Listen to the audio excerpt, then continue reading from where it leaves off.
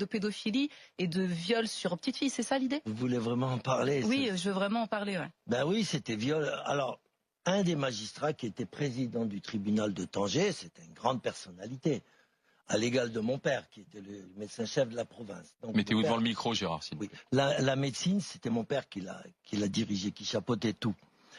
Et ce président-là, il avait 8 esclaves chez lui. Des petits esclaves de 8 ans à 13, 14 ans. Et il les violait quand il voulait. Voilà. Et quand il faisait trop mal et tout, il appelait mon père. Quand il y avait des points de suture à faire, il appelait mon père. Mon père venait.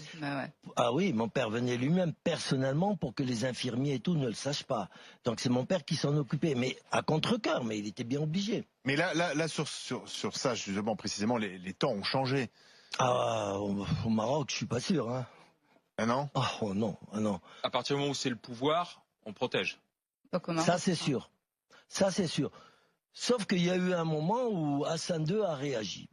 Mais son fils, je pense pas. Il a réagi, Hassan II, il a mis un peu tout le monde en prison. Il y avait à Tanger un monsieur qui s'appelait Michel, un grand gangster, qui avait un bar, grand gangster entre parenthèses, hein, qui avait un bar là-bas et puis il vendait les petits-enfants à des grandes personnalités, notamment de la famille royale anglaise. Et parce que le prince Moulay Abdallah, qui était frère du roi Hassan II, était aussi homosexuel et pédophile. Donc à un moment, le roi en a eu marre, il a dit bon, tout ça, ça suffit. Il a renvoyé son propre frère qui avait violé 6 enfants et qui les avait fait tuer à Rabat, d'accord. Il l'a viré du Maroc et il s'est installé en Belgique. Le Moulay Abdallah, qui est mort du sida. Et donc, à ce moment-là, Hassan II a voulu faire un grand nettoyage. Et il a mis ce grand gangster en prison, il l'a expulsé du Maroc et tout et tout.